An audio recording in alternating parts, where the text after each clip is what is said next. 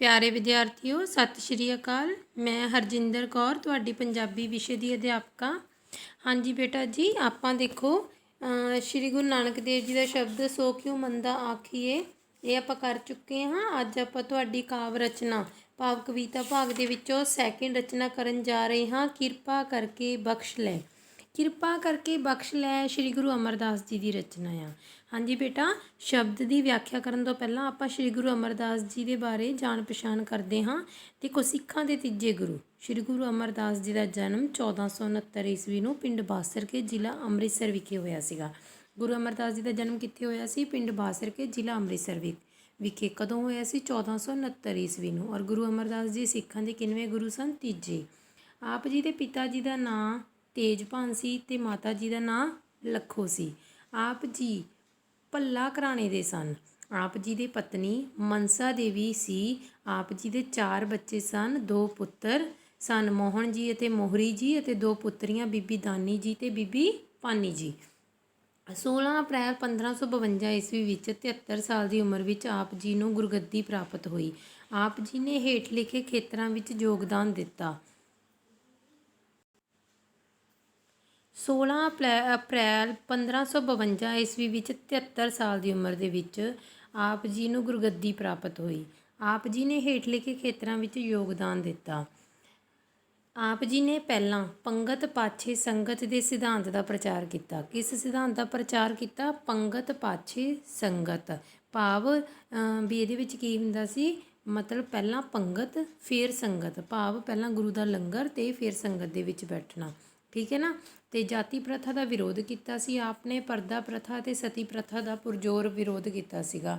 सती प्रथा समझते जो औरत नूं अपने पति के नाल जिंदा सड़ना पैंदा सी, उस प्रथा का गुरु जी ने बहुत सख्त विरोध किया सी। 1552 ईस्वी विच ब्यास के कंढे गोइंदवाल नगर भी स्थापित किया सी। गुरु जी ने किहड़ा नगर वसाया सी? गोइंदवाल नगर। ठीक है। आप जी दी प्रमुख बाणियां आनंद साहिब, पट्टी, चार वारा आदि मिला के कुल 907 शब्दों की रचना की। ये बाणी गुरु ग्रंथ साहिब विच दर्ज कुल 31 रागां विचों 17 रागां ते आधारित है। श्री गुरु अमरदास जी 16 सितंबर 1574 ईस्वी नूं गोइंदवाल विखे जोती जोत समा गए सन। कदों जोती जोत समाए सन? 1574 ईस्वी दे विच। ठीक है ना।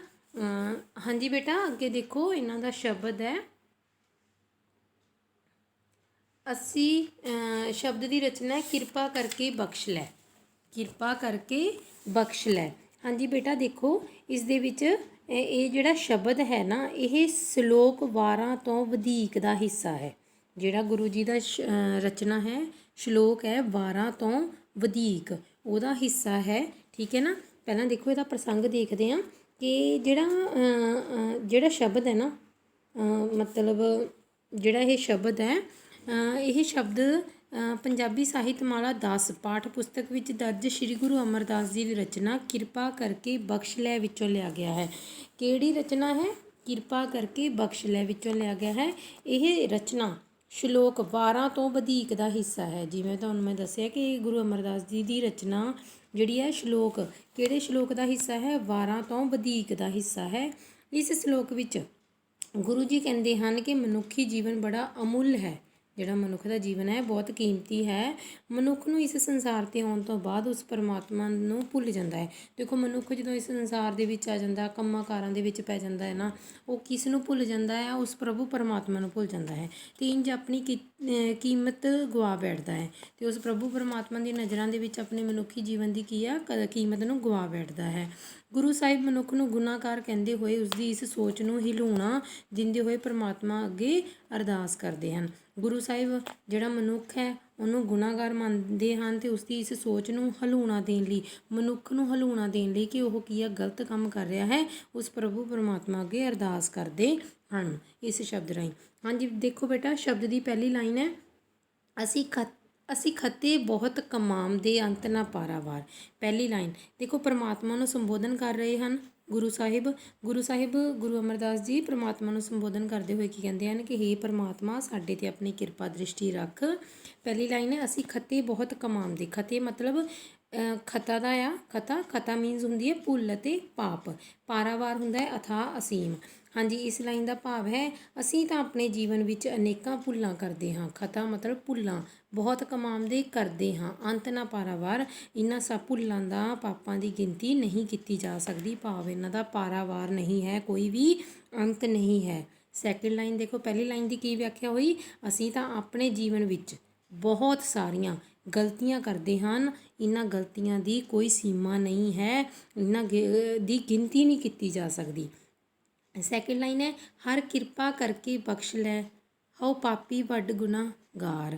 ਕਹਿੰਦੇ ਹੇ ਪਰਮਾਤਮਾ, ਗੁਰੂ ਸਾਹਿਬ ਪਰਮਾਤਮਾ ਨੂੰ ਕਹਿੰਦੇ ਹਨ, ਹੇ ਪਰਮਾਤਮਾ ਆਪਣੀ ਮਿਹਰ ਭਰੀ ਨਿਗਾਹ ਸਾਡੇ 'ਤੇ ਰੱਖ। ਠੀਕ ਹੈ, ਹਰ ਕਿਰਪਾ ਕਰਕੇ ਬਖਸ਼ ਲੈ, ਸਾਡੇ ਉੱਤੇ ਮਿਹਰ ਭਰੀ ਨਿਗਾਹ ਰੱਖ, ਸਾਨੂੰ ਬਖਸ਼ ਦੇ, ਸਾਡੇ ਗੁਨਾਹਾਂ ਨੂੰ ਬਖਸ਼ ਦੇ, ਅਸੀਂ ਬਹੁਤ ਵੱਡੇ ਗੁਨਾਹਗਾਰ ਅਤੇ ਪਾਪੀ ਹਾਂ। ਹਉ ਪਾਪੀ ਵੱਡ ਗੁਨਾਹਗਾਰ ਮਤਲਬ ਅਸੀਂ ਬਹੁਤ ਵੱਡੇ ਪਾਪੀ ਅਤੇ ਗੁਨਾਹਗਾਰ ਹਾਂ, ਸਾਡੇ ਉੱਤੇ ਕਿਰਪਾ ਕਰ, ਸਾਨੂੰ ਬਖਸ਼ ਲੈ। ਨੈਕਸਟ ਲਾਈਨ ਦੇਖੋ, ਹਰ ਜੀਓ ਲੇਖੇ ਵਾਰ ਨਾ ਆਵੇ, ਤੂੰ ਬਖਸ਼ ਮਿਲਾਵਨ ਹਾਰ। ਲੇਖੇ ਵਾਰ ਨਾ ਆਵੇ ਭਾਵ ਲੇਖਾ ਜੋਖਾ ਵਿੱਚ ਨਾ ਆ ਸਕਣ ਵਾਲੀ।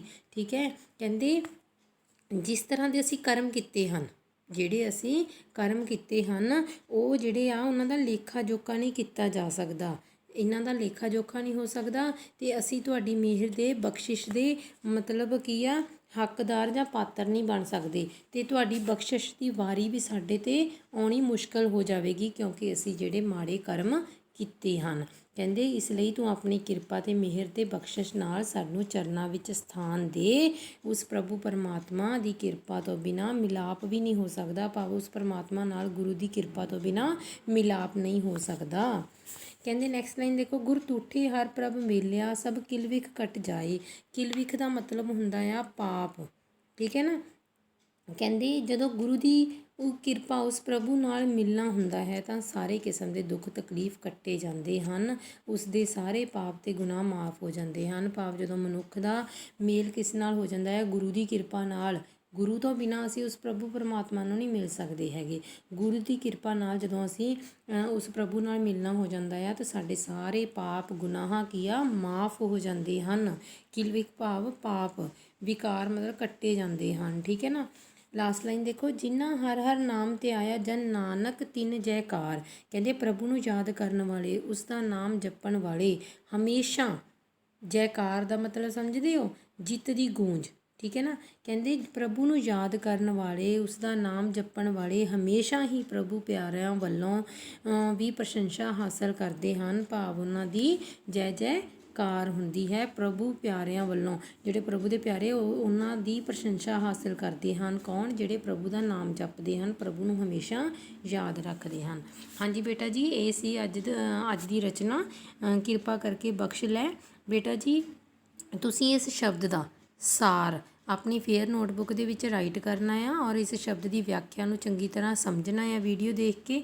ਠੀਕ ਹੈ, ਧੰਨਵਾਦ ਬੇਟਾ ਜੀ।